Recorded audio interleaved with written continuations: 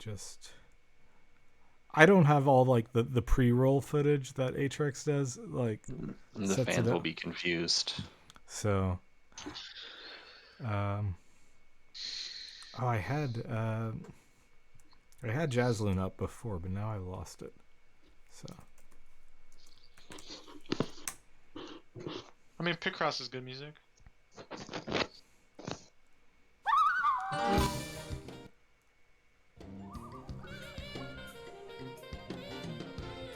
Okay. Hi, everybody. Yo. Hey, all. I feel like we haven't done a show in like a month. Yeah, it's been a couple weeks. Like 2 weeks. Unfortunately, because last month we did 2 like Nothing Burger episodes, kind of. We did like the Jeff Foxworthy episode. Oh yeah, it's a retconned out of my brain. Alright, let's see. I don't know how to add an emote, but if I did, I would add Jeff Foxworthy. Uh-oh. What's going on? There we go. Alright, sorry about that. I had the Picross not on screen, but now it's on screen now.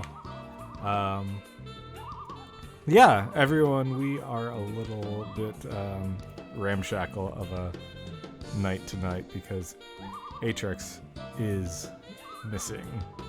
Our lifeblood. Literally, what a gaping hole is left. Not actually. If you were here, I wouldn't know how to do any of this. Mhm. Literally, if you couldn't set this up, Alex, we'd be fucked. Consider my hole gaped. So if there's anything at issue, like is if the Jazzloon is too loud or one of us is too soft, deal with it. Throw a comment in there and I'll try and fix something up. I'm rolling a blunt, that's why I haven't started playing it. What are you smoking on, Pico? I am rolling today some random weed that I bought in a baggie, no name, and some regular Swishers. I was hoping we'd have a fun name. You could name it. And no flavor. When I used to sell in high school, I used to make up names. Because, like, nothing sells better than dumb named weed. So I would name shit like Christmas Morning. Or there was this rap song called Laffy Taffy that was really popular. So I just sold weed and called it Laffy Taffy. Shit sold like hotcakes. Not that it's hard to sell weed in high school or anything. We need to bring back the snap rap era that Laffy Taffy existed. You go back and every song was a snap rap song. For sure. Probably one of the worst times of music ever was the time I was in high school. Like from 2002 to 2006, literally like dirt shit came out. Why is there an ad already? Oh no. Oh, because we didn't do a pre-roll or something? Yeah, that might have been it. To our 2 subscribed viewers not suffering from ads right now, what do you want to know about? It's over now. Yeah. Okay, I have 3 options to like snooze ads, so maybe I could deal with that. Yeah, I guess Atrex does so much on the back end for this podcast that when one of us other people have to stream, it gets a little weird. But that poster is so funny. I just looked at it. Oh shit. Alright, here the fuck we go. Alright. But yeah, we it is the first of the month, so Oh we're my god, what the fuck is going on with my controller? talking about new releases. Have I been busy with new releases? I can't tell. I've been in like this mental time warp for the last month or so. I don't know what's happened when. I know. I only just got the chance to listen to that Kirby release today. Sometimes when you buy some boots or regular, like, sometimes you just get sent to the back end of the shipping queue, and I think that was definitely me. But I enjoyed listening to it. It's a little yeah, the Kirby Smash Brothers Ultimate selections. It did make me realize something about the I mean, I guess just the nature of like an ultimate collection like that is that it's hard to have like a beginning and end, like, because they're just meant to be played over levels again and again. Like, even if you just have a fighting game soundtrack, the fighting game has like credits music you could throw at the end. But if it's just, you mean like end of disc, or like not between songs, but like no, yeah. I guess no, I'm just talking about end of game. Looping. Huh? Yeah. I thought you could have maybe meant like the looping for the tracks, but you mean the actual, like, just like the sequencing, like ending. Yeah, there's no ending music for a Kirby. When they put the Smash Ultimate tracks together, it's they put all the bangers up front. They don't have the credit music. Or at least they don't have many credit musics for the. Yeah, I think a couple of the franchises do have there's a staff credits song actually on the SSB release. But I don't believe it's on the A side, because I think all of the orchestra, all the arrangements are on the A side, right? It's like the third track is the staff credits to Dreamland. Yeah, Dreamland, because the first 3 tracks are from Dreamland. They're kind of chronological. Yeah. The A side is mostly all arrangements, and the B side is mostly all original sound versions. I don't know what you call them. The originally unaltered tracks. I like original sound version. Yeah, just go with that one.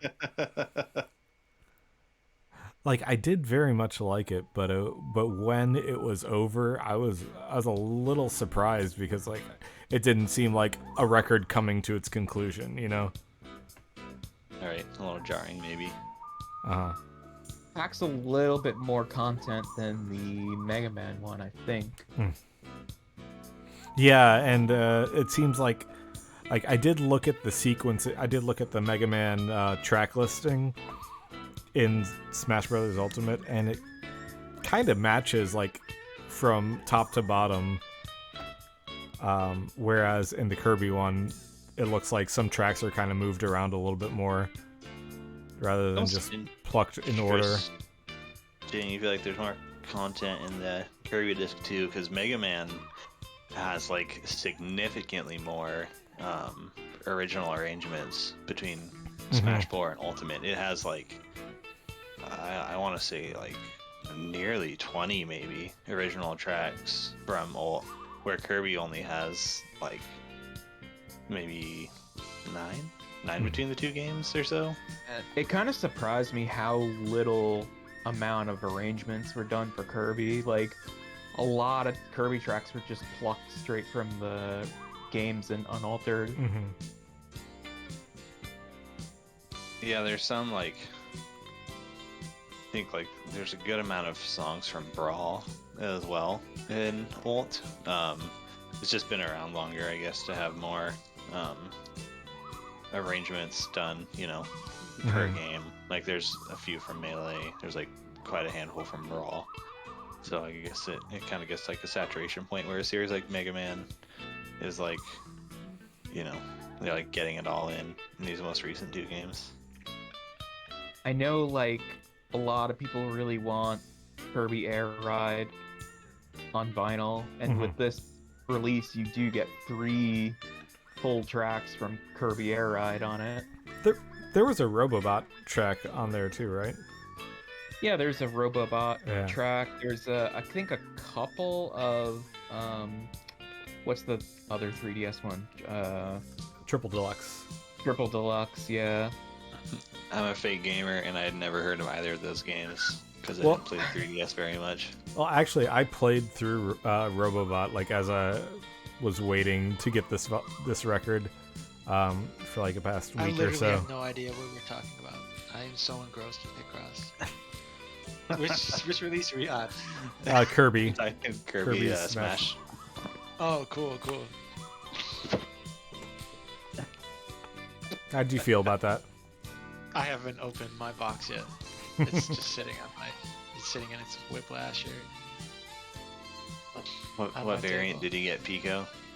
I went with 2 because I couldn't decide, so I'll have 1 to get rid of Okay. if anybody wants it. But I went with the pink and the pinwheel, Hmm. and I think if I get a good of like the neon pink or whatever pink that was, like The swirly one. A good like pinwheel splatter combination. Because it has yeah, like no, some pink like splatter the in deep it. pink, like whatever that one was. Oh, like such a yeah, deep, yeah. like thick, Yeah.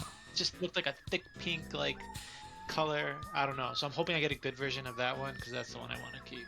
Yeah, some of Throbbing them Pink, look I think is the pretty name. nebulous, and some of them look like just straight up a pink vinyl record. Yeah, mine Yeah, is because pretty I did flat. not fare well on Super Mario World with my variant. My Joe version was very ugly. It What'd you looked like poop. You get I got poop color. You got doo-doo brown. I did. I got poop color. It's not attractive.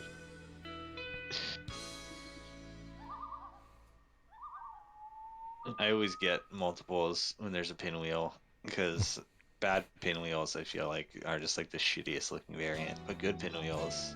We should do a variant tier list at some point. Just Surprised ty- we haven't. We did types. with the mother release. Well, true. Yeah, we did like for that. Yeah, there's single release, basically which, to every be fair, variant. yeah, they did pretty much everything on that Do one.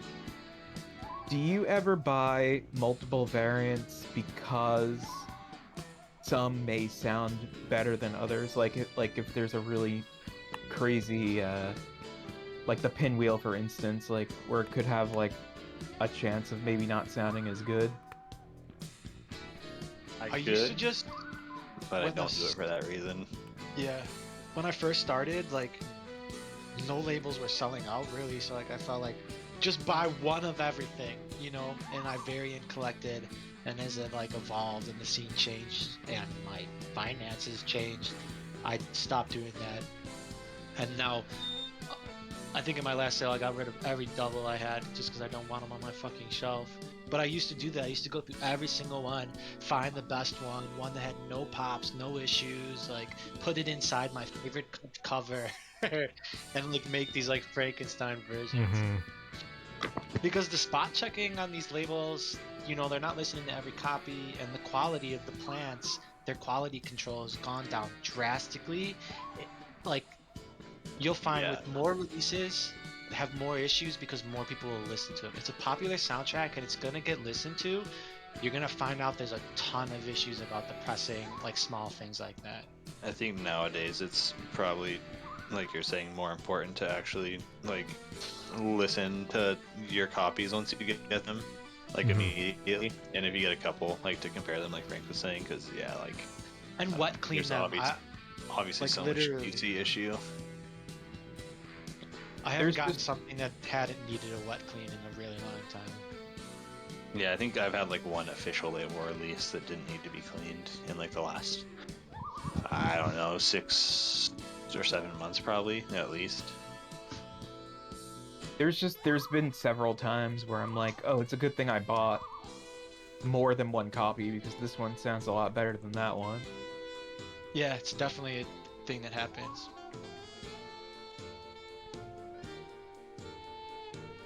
I feel a lot of labels have gone to one per person though, Mhm. more often than late. I mean, if they still allow, like, if there are significant issues and they make it right, then one per person is fine. Absolutely, 99% of the labels are like give you customer service. Hmm. I do think that when I got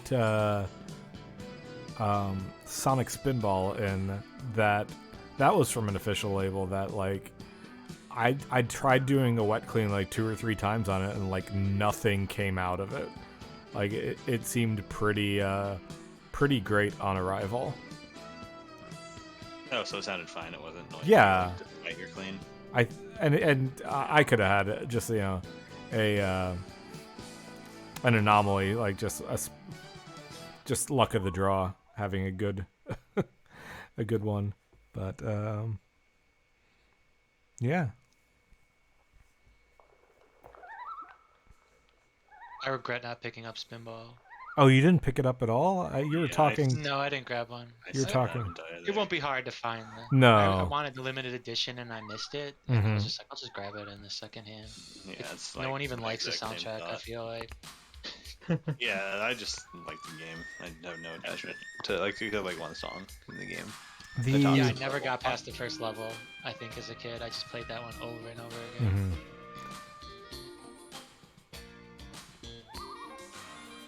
The Sonic Spinball is pretty bad game, in my opinion. Game or soundtrack? Kind of both. Oh, I don't really like it. Insane. It probably wasn't good, but my young brain playing the Sonic collection on GameCube loved it. But if you play Spinball in an emulator and you like overclock it, it becomes a lot better. That's what I was gonna say. I was gonna say like the thing that always felt bad and apparently bad for me as a kid was just like how slow the frame, like how much input lag it seemed like you had when you were playing with Sonic, and when you're used to playing, him running through, all the levels in 1 and 2 and 3, you get that, and it's just like he's so non-responsive, and it's fun in spite of that. I remember playing through a lot of it, but yeah, it's definitely apparent, and that overclocking you're talking about, yeah, I can see how that would make it so much better. Toxic Caves is a good song, I'll say that. Oh, yeah, that was the one I was trying to remember the title of. But I for the record, I like pretty much every Sonic soundtrack there is. I'm just not crazy about Spinball. Uh-huh. I really like basically any other Sonic soundtrack. I feel like data discs, like maybe I just wasn't listening to Sonic Spinball as loud as I should have on my record player, but like from their sourcing, I swear, like they made it sound a little less abrasive than it does on the Genesis. Maybe I'm just it's just been a while. Do you feel like? I think so, but I don't know. Maybe I'm alone in thinking that. Now, if they want to release Dr. Robotnik's Mean Bean Machine, Uh-huh. I'm all about that. That game was so good too. I loved that little collection.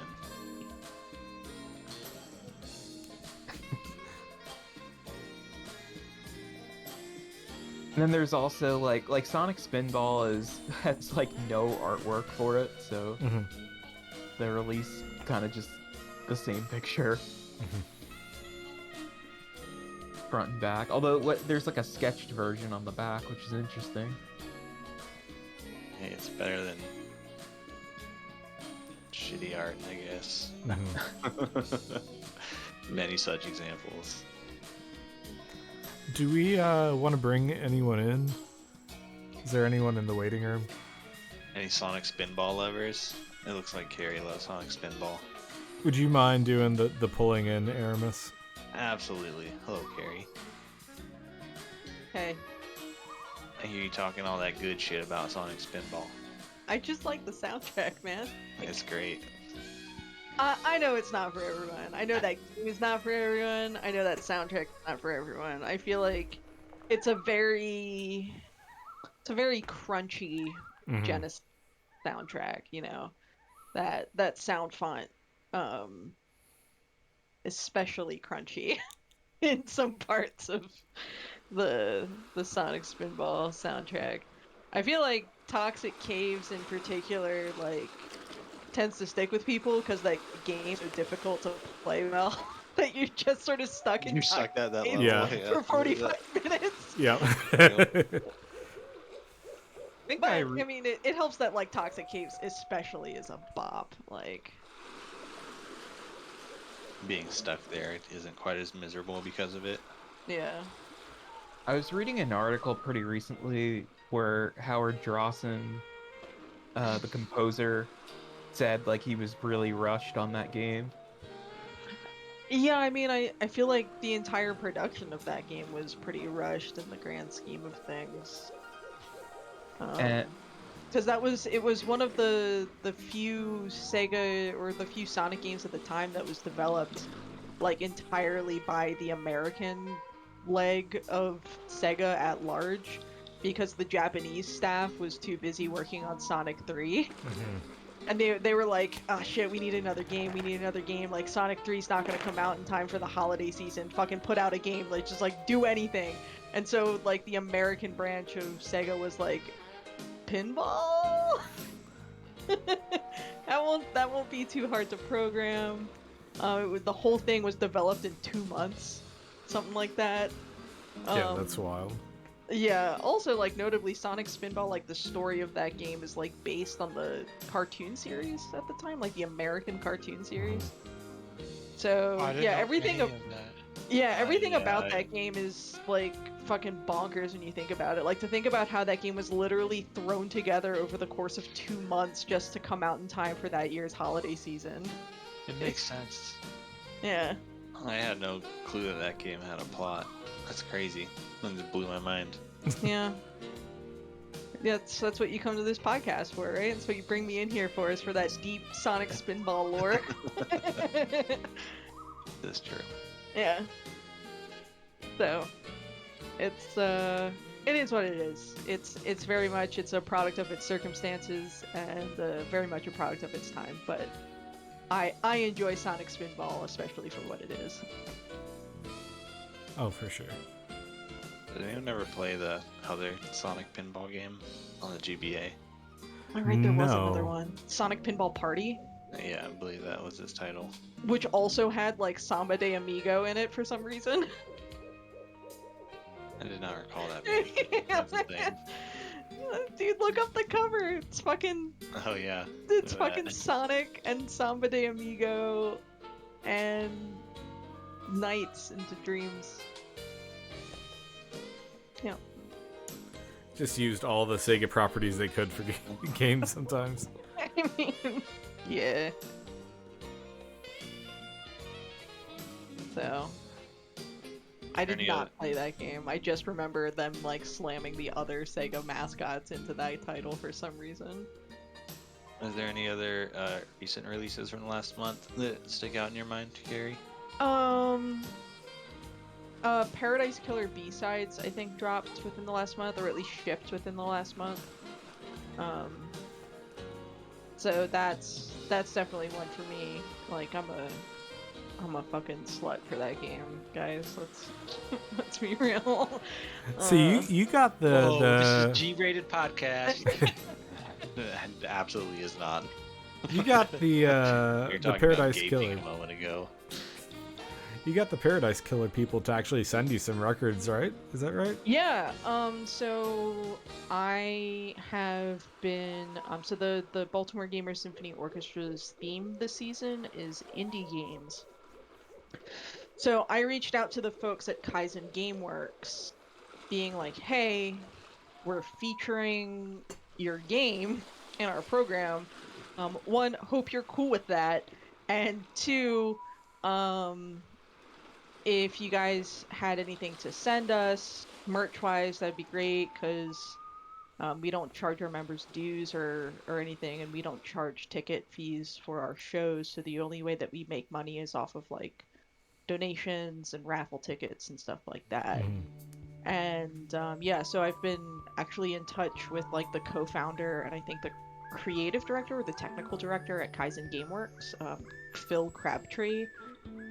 And he was like, yeah, here's a bunch of Steam codes, here's a bunch of Bandcamp codes for both the main soundtrack and for the B-Sides album, and actually just within the last week I've received 2 physical copies of the main vinyl soundtrack and the CD of the soundtrack, and they sent me like the limited like Switch physical version of the game too. Oh, that's so cool.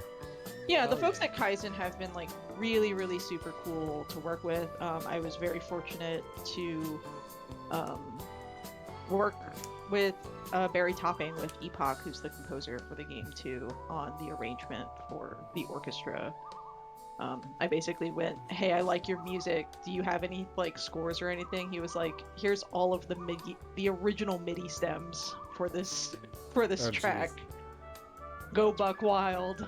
So yeah, they've all been really, really cool, and really, really supportive of what I've been doing Nice. with their music and with their game. So Hell I yeah. imagine with indie soundtracks, you're probably getting a little bit more responsiveness when you're sending out those emails too, huh? Yeah, I mean, with some stuff more than others. I was kind of surprised with how fast I heard back from the folks at Kaizen and from Epoch, just because of, I guess, sort of how relatively big that soundtrack is in the grand scheme of things, even if the game isn't huge. Um, but yeah, there's a couple other, um, like indie composers that we've been able to work one-on-one with for this program, so that's been pretty cool to sort of get some stuff directly. But I was never expecting to get like, the people who compose for like Hades work directly with us. That's sort of, or like Austin Wintory, because we're doing a Journey piece too. Oh, cool. But yeah. So I don't know much about Paradise Killer. What is the appeal of that like music to you? I mean, I like city pop. I It's like okay, city pop. vaporwave. Type of Yeah, stuff. it's very city pop, sort of synth wavy, vapor wavy inspired sort of stuff. Okay. Yeah, it's not everyone's cup of tea, and I certainly get that. But I really like. I mean, I like the original OST, and then the B-sides album introduced like 3 new vocal tracks, which is really cool, and some remixes of some earlier tracks from the OST. There's like a piano arrange, and then like this like thick club mix of another track. So, you know, Cool. yeah.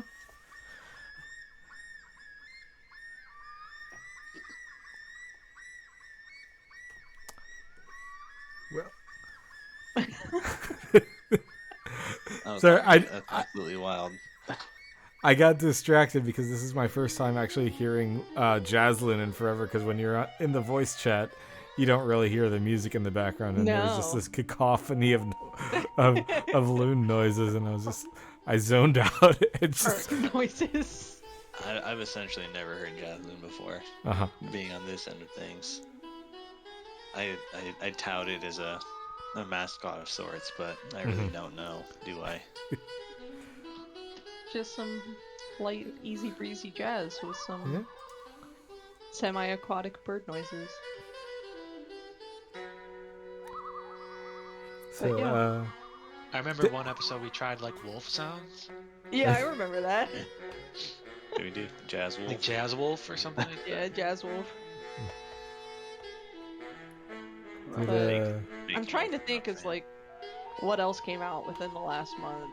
well, list two- from two other are that I was going to bring up eventually were Double Dragon and the Okay. Ghost Babel. Yeah, I did not pick up either of those. Oh. Yeah. So I mean, Ghost Babel is such a weird game from that franchise to sort of pick. Like I think it's really cool. I love the jacket design for that. Like I'm a big fan of like leaning into like a certain level of grunginess, and I think Ghost Babel, like that release really sort of nailed like a perfect level of filth in a way. But I have overall been trying to be better about just like not letting FOMO eat away at my brain, and not buying things just for the sake of buying them, and not being like a hoarder about stuff. Like I think it's more important that people who actually have played and enjoyed those games have Mhm. a better opportunity to own those soundtracks. So, yep. So I didn't get either of those. I did pick up Ghost Babel. I listened to it. It ended up sounding good for a Game Boy soundtrack, Yeah. which that isn't always the case. Yeah. I did like the covers. I thought they were super fucking creative. Yeah. The Yeah, I've got OBIs are good. The inner labels are my favorite. I just like the whole ashtray The portion ashtray. of it. Yeah. Are I there And think it. sides? I personally like the soundtrack, but I'll be first person to say it's a terrible sound. It's like not good in any means. I can't imagine like anybody listening to it recreationally. Like it on the scale of like Game Boy soundtracks, it's like not good. But with that said, I like it a lot, and I listened to it actually a couple times. Are the sides denoted with the cigarettes in the ashtray? I can't remember. Yeah. I Yeah. have mine waiting for me up in Oregon, so I haven't got to listen to it or look at it in person yet. I mean, the thing that I can sort of understand maybe would be a draw for buying Ghost Babel, even if you don't think the music is particularly good, or if you haven't even played the game. Because I mean, let's be real, like Ghost Babel was a fucking like Game Boy Color game. Yeah. Yep. Like Near It's, the uh, end of life of Game Boy, Yeah. right? Yeah. It's a Game Boy Color game, and it's not part of the main canon. It's like kind of a what if scenario for Yeah. Metal Gear. I mean, I know Uh, it's good. Like, I know it was reviewed well at the time, but it's like it's such an oddball little title in the Metal Gear franchise. It's for a Game Boy game. It does a lot of impressive things. I think it's probably one of the best Game Boy games, honestly. I think if Really? yeah. Yeah. Now, what I do know is that the guy who was like the lead composer for Ghost Babel, Norihiko Hibino, like went on to do a ton of other music for the Metal Gear franchise and did a Yeah. lot of stuff in like, you know, 2 and he's 3. done Bayonetta and he's done fucking Zone of the Enders and like a bunch of other, you know, sort of critically acclaimed titles that I think people really enjoy. So, Yeah. but Ghost Babel was his first. Go Vacation on Wii. Yeah, that being his first one, like, it kind of, I think it makes sense in retrospect why, like, it's not, it's a good soundtrack, but it's not, like, a great soundtrack in my opinion. But, Yeah. like hearing only, you know, hearing Sons of Liberty a couple of years later, like, his contributions to that, like, I think he was clearly more comfortable working in that higher end spectrum of composing rather Yeah. than working with Game Boy Color. Working with the Game Boy Colors, what, like 8 Uh-huh. different sound channels? 8 different forms of beat boop. Yeah. I'm pretty sure it's only four channels and a Yeah. noise jack that no one ever utilizes. I'm curious, Frank. What? Just bring it back a second. What makes it sort of a standout Game Boy game, in your opinion? I think because it taps into the original Metal Gear games for MSX, like Metal Gear and Metal Gear 2, and it takes those sort of that style of gameplay, and it kind of mixes it in with Metal Gear Solid. So it's kind of like a top-down original Metal Gear stealth style game, but it adds in some of the elements from Metal Gear Solid, so kind of like a fusion of the two. Mhm. And I just think it's pretty impressive presentation wise, and the way it plays and everything for a Game Boy game. Yeah, it's super cool. It's very It's hard to ambitious. find too. Yeah, it's hard to find. And I think the music is good for it. It brings back some classic tunes in there. Mhm. It's definitely a must-own for any Metal Gear Solid fan. Oh, absolutely. Yeah, and if you're collecting all the Metal Gear soundtracks, like that one was never, most likely never gonna happen officially. So I think it's nice to just add it into the collection with the rest of them. If Mondo It's was gonna definitely one get of my to it, favorites, maybe. if Mondo was gonna get to it, they would get to it in like 2029. Yeah, Like that's really. how low on the I can't totem pole it is. I cannot believe they still haven't done 2 or 3 yet. Uh-huh. It's just taking forever. Yeah. Yeah, they had that advertised on the strips for when Metal Gear Solid 1 came out, right? They're like coming soon, Metal Gear Solid 2 and 3. And Did it's- they? So yeah. I didn't remember that being a thing. That's I'm insane. shocked that 3 hasn't been Mhm. pressed. The fucking Snake Eater theme, man. Like, how is that not on vinyl yet? Like, They that's nuts. You gotta go in order, I guess. Uh, Well, no, they haven't gone in order because they started with Metal Gear Solid, right? Yeah. yeah. Well, no. I thought they started with the NES and MSX ones, and then did Solid, and then 2 and Solid Snake. I don't know. Snake's Revenge, Yeah. which is like, honestly, it's kind of crazy that they put out Snake's Revenge. Hmm. Because I mean, that's even more of that's a wackier game than Ghost Babel. Oh, if I'm being absolutely. honest.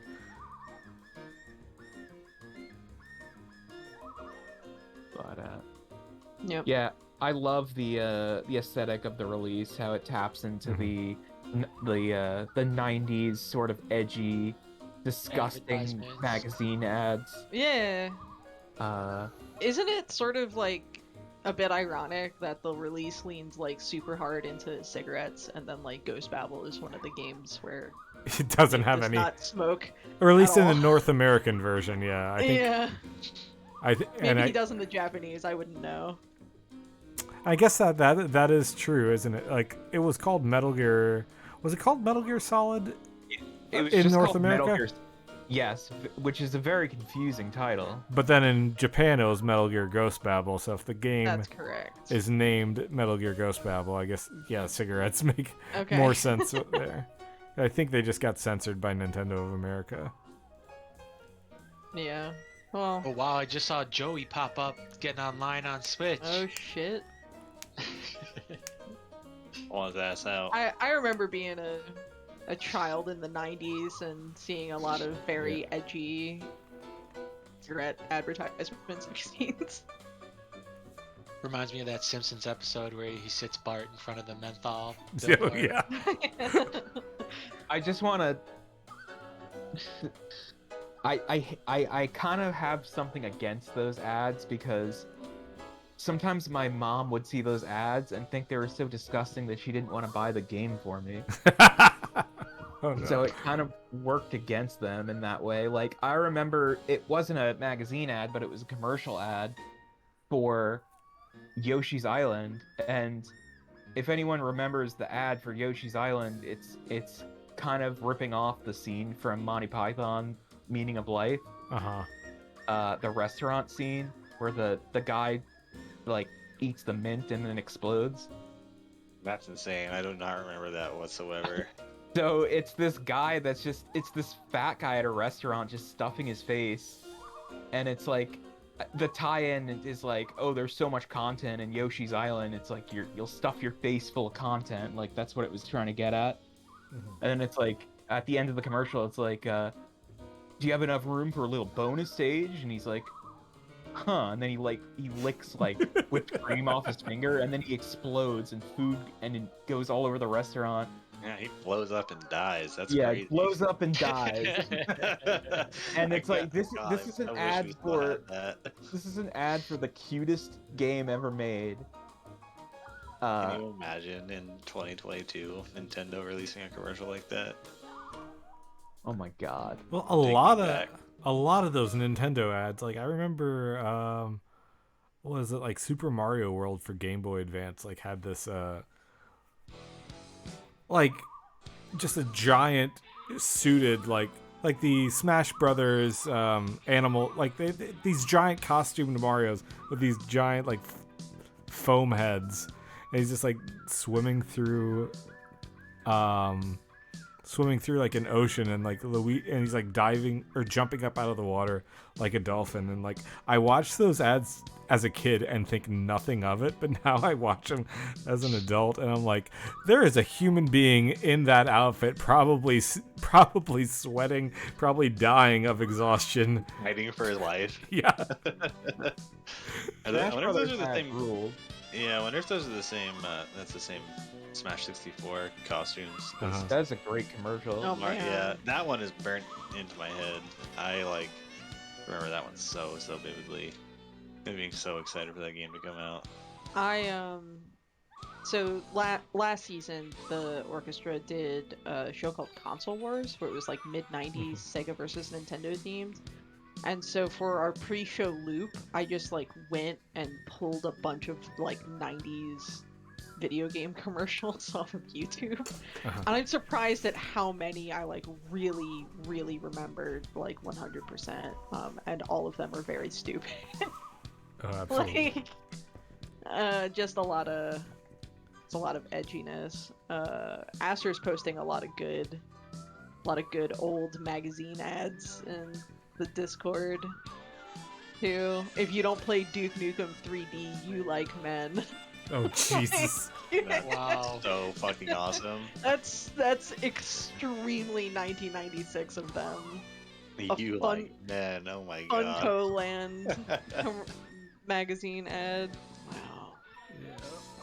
Yeah, then now there's like an Instagram page or two that posts a lot of old like 90s, early 2000s gaming ads. And it's always a hoot to look at. That Duke Nukem one is beautiful. Do we want to bring Aster in here? Absolutely, we do. Let's bring some people in. All right, I will take my leave. All right. Thanks, Thank Barry. you for Thanks, joining Barry. us. This is fun. Yeah, sure thing. See you, Carrie. See you. Hello, hello, hello. Hello. Hi. How's it going, guys? It's going Yo. well. It's probably been Good. a while since you've been on here. Huh? Oh yeah, yeah. Thanks for tuning Been a in. long time. Yeah, you guys for having me.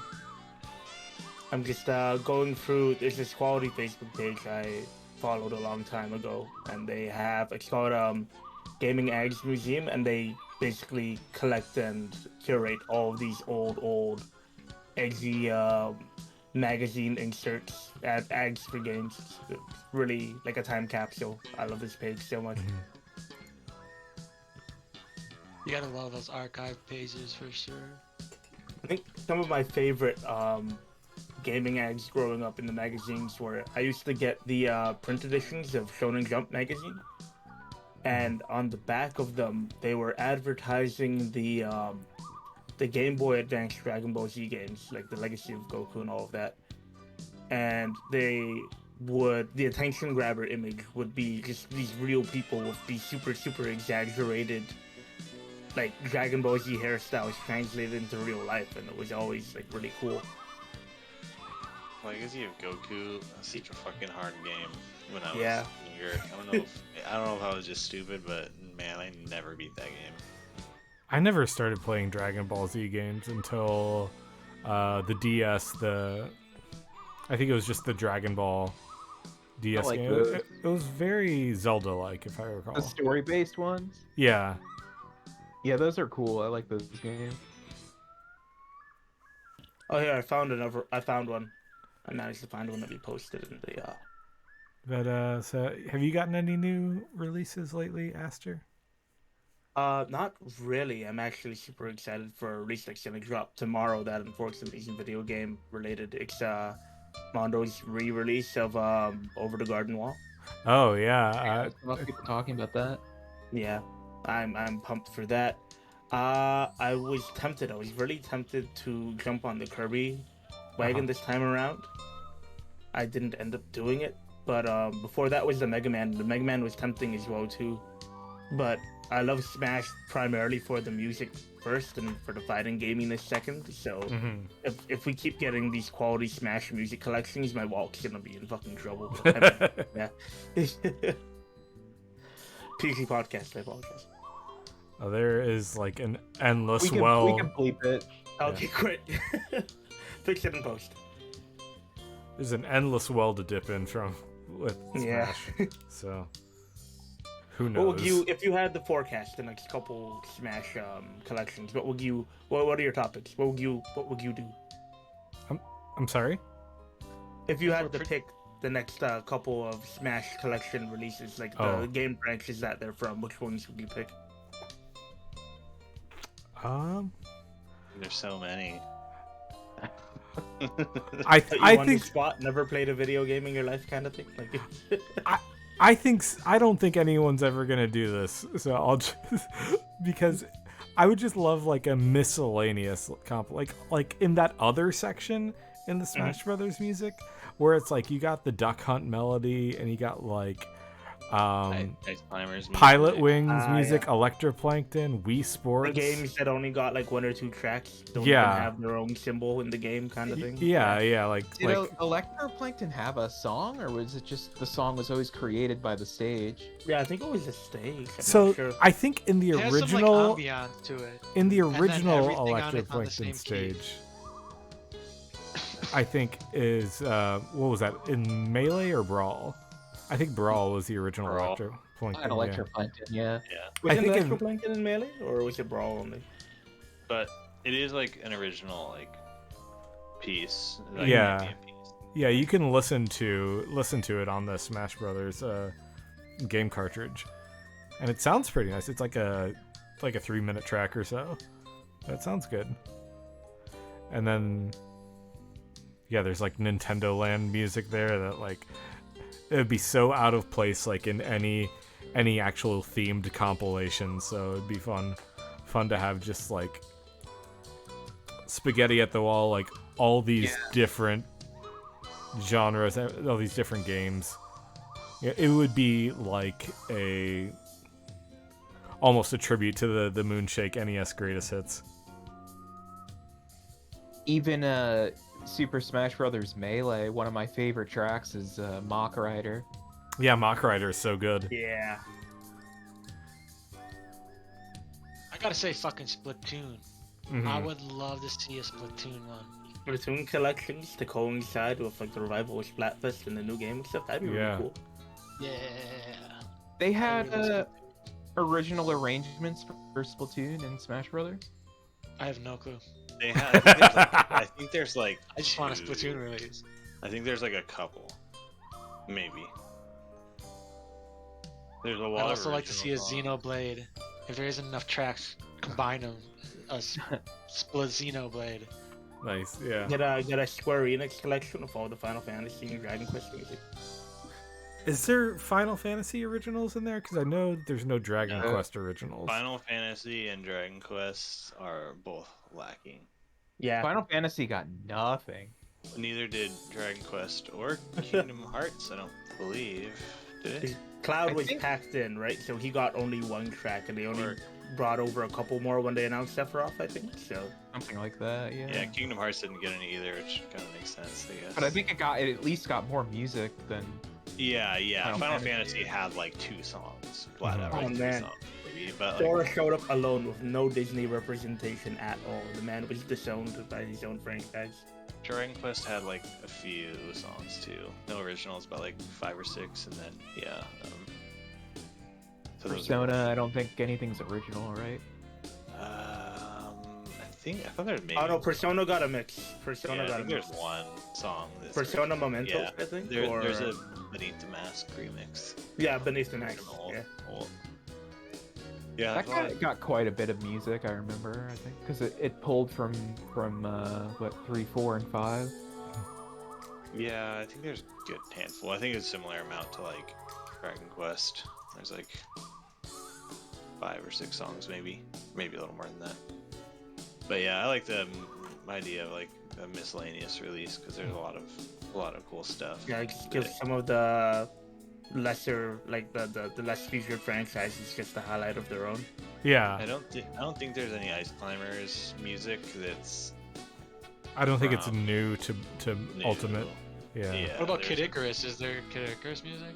Yeah, there's a couple of those. I think that'd be a good one too. That series hasn't seen Mhm. any No love. releases Literally at all. no right? love. Uprising soundtrack is amazing. Mm-hmm. Nintendo hates it more than Metroid. I'm dead, but not as much as F-Zero. Is it? Yeah, Kid Jesus. Icarus Sakurai's one of Sakurai's games? Yes. That's- yeah. He was heavily involved in Uprising. Maybe director on it. It's funny because all his games have like the same sort of menu system. Mm-hmm. Yeah, it's a signature basically, right? Like his interfaces. Yeah, I'm Kid looking at the Icarus has, soundtrack like, now actually, and there's Kid a Icarus fair has, bit like, of four Metroid stuff. originals. Yeah, there's some Metroid references in it. But that was it. That was the case from the very beginning. Like I know they There's, added Metroid a Guy lot. Guy's in it, right? Yeah, yeah. There's Metroids in the original, but I think they really went hard in the references for Uprising. Well, there's also Right. that Metroid Kid Icarus vinyl release, right? Am I remembering that correctly? Is it Yeah, those from two the games? '80s. Yeah. If anybody does an Uprising vinyl, it needs to come with one of those dumbass stands. If anyone wants to sell me one of those, hit me up. Do you use the I podcast used to or have the- one of those stands. I don't still have anymore. mine. Not the stand. The He means the 7-inch vinyl.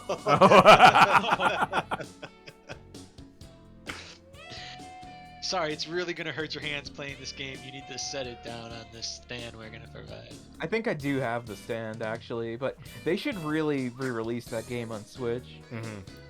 There's a lot of games that should be re-released on Switch, honestly. Just bring all of the Wii U stuff over, just port it directly. Like, I never touched Kid Icarus series at all. Fun.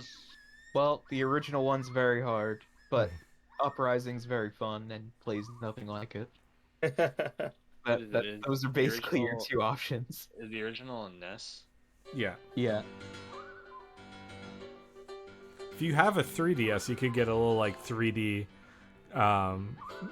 classic remake of it, where they just like add the depth of field for Right, the yeah. 3DS. It looks pretty nice. Cool. they just put the newer models over the original gameplay, I think. Mhm. Sega did a bunch of those. Yeah. Well, I definitely want to talk about Double Dragon, Yeah, please. That was- Yeah. because that release kicks ass. I It's so good. believe that is one of my records that's in a large faded Channel 3 order of like 5 or 6 things, and I think it shipped out or is going to ship out soon, but it's going to Oregon, so I will not have it for I mean, at it's least some amount longer. It's But it very looks gorgeous. obvious. I was gonna say it's very obvious just by looking at it, but they definitely went all out with the presentation and the packaging and everything. It's Yeah. very obvious just by looking at it the way it should be oriented in a picture. No, but That's true, too. it's fucking beautiful. Like I can't wait to see it in person because that like outer sleeve looks so ridiculously gorgeous. I'm usually not the biggest fan of having a gatefold for a single LP, but I mean, just because everything like looks like so much care is taken into it, like it doesn't really bug me like that anymore, or for this release. Yeah, It's I'm good use of it too, because Yeah. it's two games, so there's a lot of information it needs. Absolutely, yeah. I'm a certified gatefold hater, as I've said before, Yeah. but it seems like, you know, Average gatefold Perfect use. enjoyer, yeah. The headband is a very cool extra. hmm Yeah, I just have it hanging on my shelf with all my games and other stuff. It's for those who have received it, how does it sound? Oh, it sounds great. yeah, I Yeah. think And I love how this is sort of applies for Shining Force as well, but it's interesting listening to the first game and then listening to the second game and realizing how much more advanced the second one is. Yeah, Shining Force 2 is ridiculously better than the first one. I have a soft spot for both, but as like games, but the second one is like head and shoulders.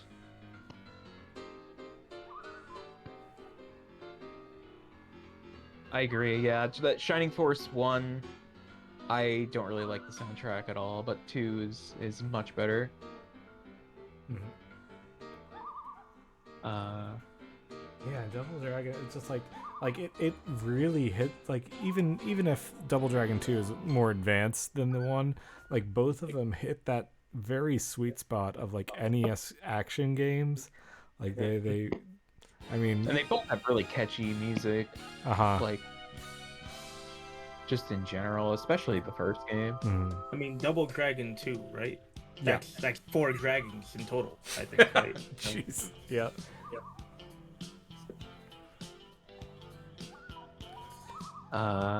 And yeah, it's such a shame that, you know, you put this against something like River City Ransom. Mm-hmm. Yeah, I think we've talked enough trash about River City Ransom on this podcast before. I mean, River City Ransom sounded good. I'll say that much. Okay, that's good. That is refreshing to hear. Yeah. Is that a LRG release? Yeah. Oh dear. Okay.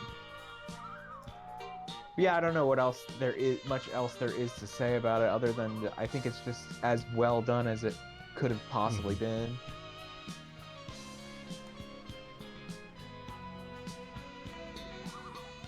I didn't like the cover, so I didn't pick it up. You didn't like the cover of Double Dragon, or you talking No, Shining holy Force? shit, Double Dragon looked amazing. Shining City Force? was kind of Oh, okay. So- River City Ransom. Yeah.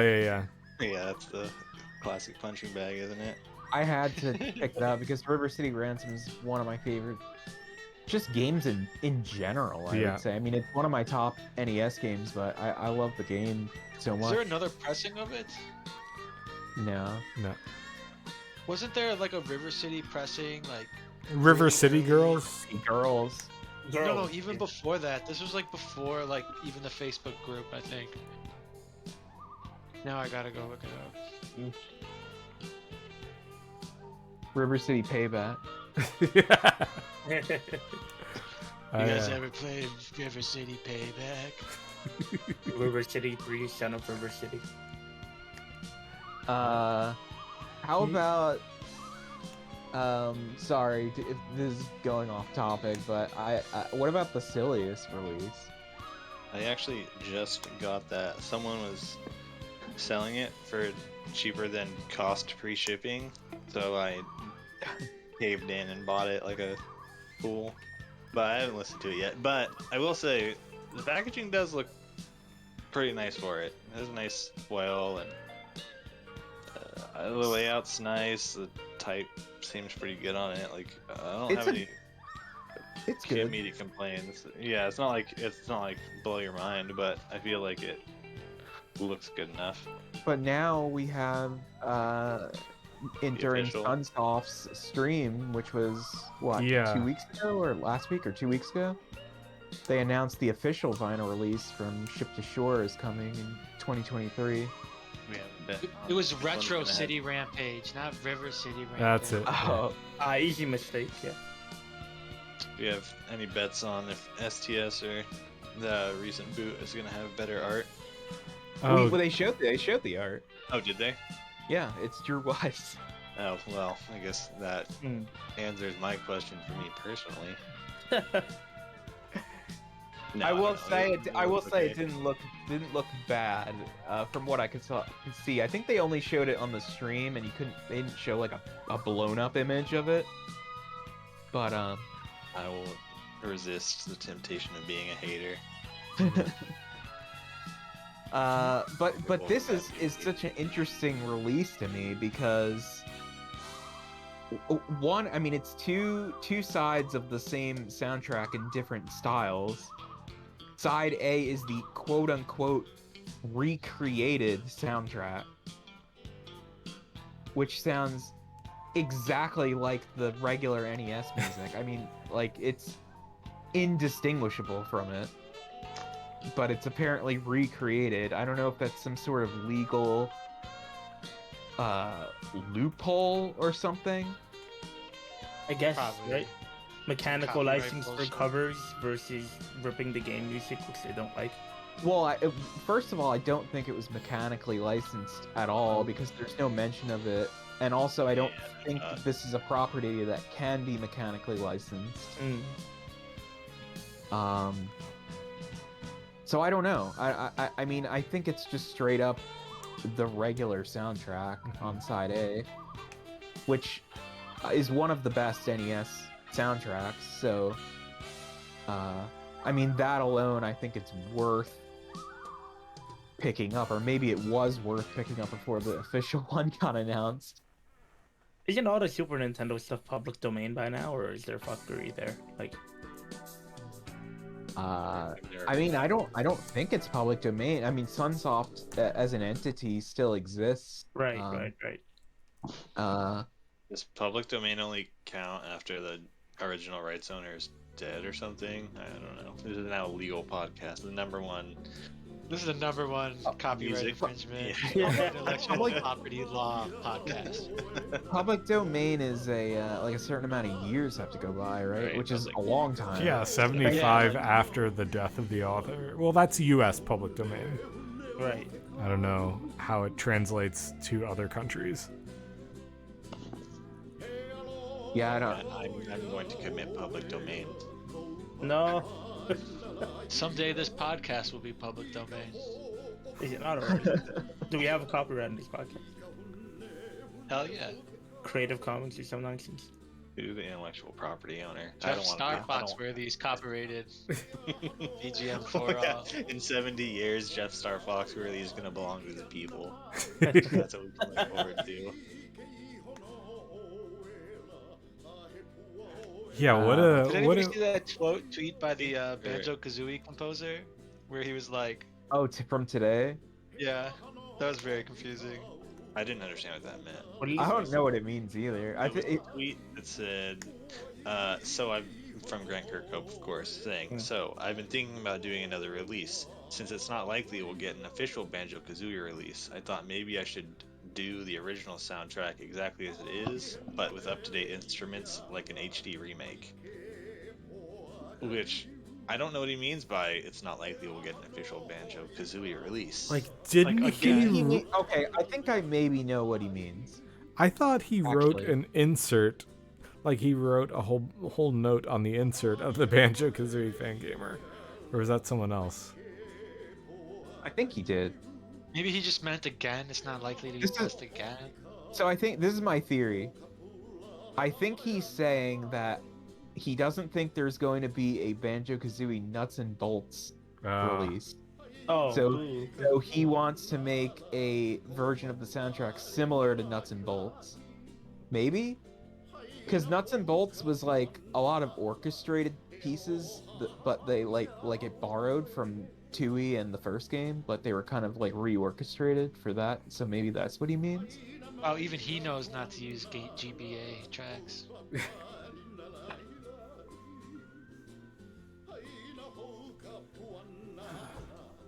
I'm waiting for Banjo-Kazooie Payback Yeah. For PS2. for PS2. Yes. It's like Smash Ultimate, but with every other game character shooting each other with guns. Ah, yes. And on the note of Ghost Babel, which we were talking about earlier, obviously, there is a giveaway that was just started in the Discord giveaway channel for a copy of Ghost Babel. Hell But yeah. yes, Thank you, anyone Bo. here doesn't have that yet. Go ahead and enter that, yes. And thank you, Bo. Is that what that notification is that I got? That is the notification you got. Yeah. At everyone. So we got two more people in the waiting room. I just threw them in here, Jim Bob and Cody, because we are kind of winding up for the night. So thought Yeah, I what up? Winding up. Yeah, I am. Winding up, winding down. We're winding down. That's what I Yeah. What's up, Jim Bob? You very, very handsome. man. figure. Hi, Oh. folks. Thank you. Figure I'll ask everyone about their recent releases. We got a Demon's Crest recently. Yeah. Was that also within... Was Ghoul... Yeah. It's not- Ghost not also shipped within yet. last month? Still hasn't shipped either of them? Or just Demon's Crest? Which ones did you say? There's Demon's Crest, and I was contemplating whether Ghouls and Ghosts came out. is Oh, this month as well. The super or not super yeah, no, super. Wait, and so it's ghouls and ghosts and super ghouls and ghosts. Yeah, that one I have, but Demon's Crest didn't ship for me yet. Do you have Demon's Crest. do you have Demon's Crest, Aramis? Mine have landed. I have not touched them. I've been pretty sparse on the records I've been playing recently. Just as I'm like in the moving turmoil. But every once in a while, like when something nice comes along, I'll throw it on right away. But I've been pretty slow about getting to my backlog. That one has not hit the table yet. I always like Demon's Crest more than any of the Ghosts and Goblins games, personally. But I also suck at Ghosts and Goblins games, and Yeah. Demon's Crest is a lot easier. So maybe that's why. About our Sitting over here with no Monster Hunter vinyl. There's only the one release. I'm starving. Monster Hunter boots, please. Yes, Oh, please. is Monster Hunter in Smash? Sadly, no. I think there's a song or two, isn't there? Isn't there an assist trophy? Yeah, There's Rathalos. they put Or a boss? Rathalos in as a boss, yeah, as a Right. I thought that stage that Rathalos is on had. maybe like 8 track. Yeah, it had Rathalos' theme. I'm pretty sure. Right, That was okay. it.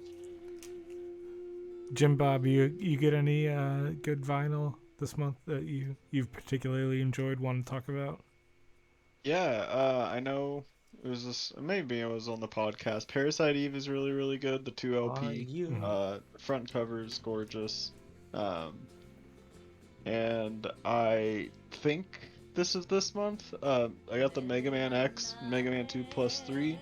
Oh Kind yeah, of been shipping to people over the last month and a half, I feel like. Yeah, I that's ordered been it a like while. last year from Lace. There's a Another whole lot of Mega Man. chapter in the legacy of Mega Man records I will continue to be confused by because there's too many. There are Is it too different many. than the ones that came in the box set? I'm Kind of, pretty yeah. sure. Let me look. I think the sequencing has to be different on X because X does have different sequencing. Like, is there different tracks or just different sequencing? I think just different sequencing. I was gonna say, as far as I know, it's complete. It's just that they changed it a little bit so that it fits on one disc, which was kind of a pet peeve of mine with the X collection. yeah. I only really have.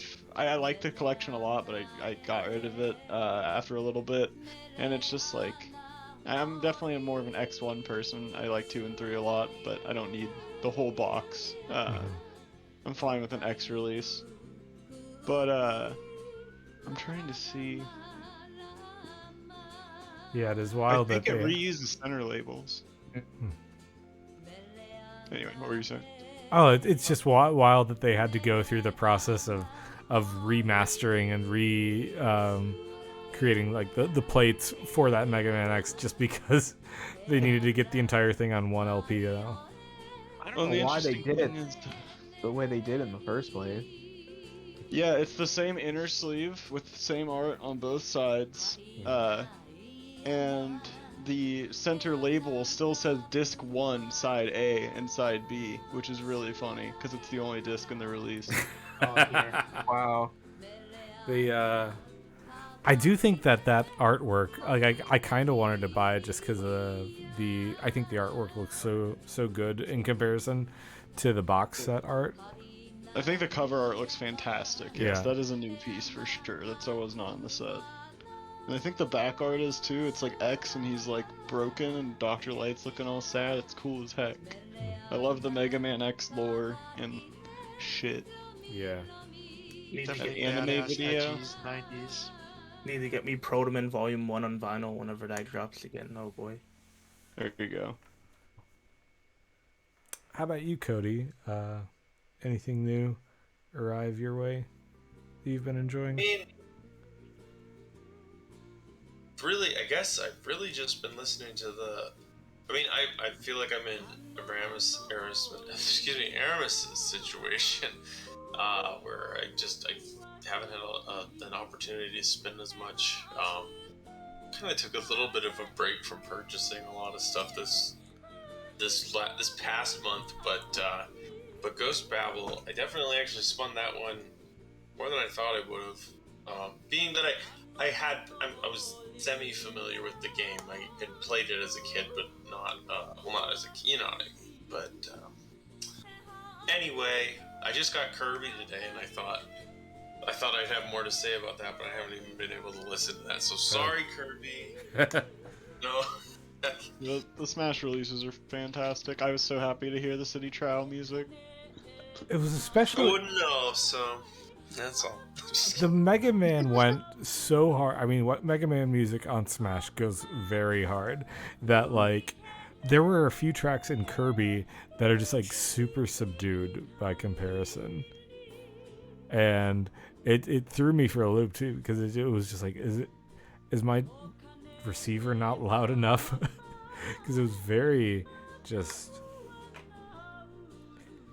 not. Yeah. It's just very laid back by comparison to Mega Man. For sure, I can imagine. Absolutely, yeah. Oh, I will say Jim brought up a good Yes. point too about the about Parasite Eve too. I missed out on 2, but was fortunate enough to get both of those, and I think back to back those are great for going into the fall season. And the art on Parasite Yes. Eve 1, as was said, the jacket front cover is just absolutely, in my Oh, yeah, opinion, that's more beautiful. fantastic. It looks so good. It looks even better in person, in my opinion. I agree. Sometimes jackets kind of lose a little bit of their luster, I feel like, when you get them in hand, but that one just, it looks It's so nice. It's very nice. And it's like, it's always that's a fun thing about vinyl is sometimes I'll, like, albums that I've listened to since high school, I'll see them at a record store, I'll get them in the mail, and I'll be like, oh shit, I did not see any of this. I've only ever seen this image and like 1 inch on my phone compared to 12. It's Rediscovering the album art, yeah. yeah.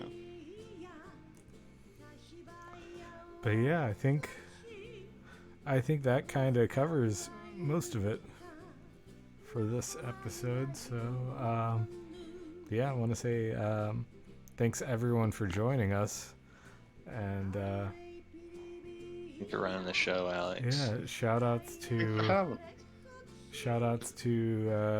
Joey. Copyright law. He's Big been ass haunted mansion. Big ass absent for a haunted while. playgrounds. Yeah, Can I just speak for Atrex real yeah. quick? Please. Absolutely. I'm Oh. so fucking sorry. Your I was- impression is very, very good. I was looking for a gif of Z's because I hadn't heard Pico talk in a while. I was just gonna put it over his avatar, but now Pico's I'm chiming like in again. super baked, and doing pick cross and talking just overstimulating me to the point where I just had to stop. Yeah, Ego stimming out. but yeah, There's too much brain power. How's your house coming along? Is that going well? Well, thank you, everyone. yeah. Thank It you is. everyone for joining in.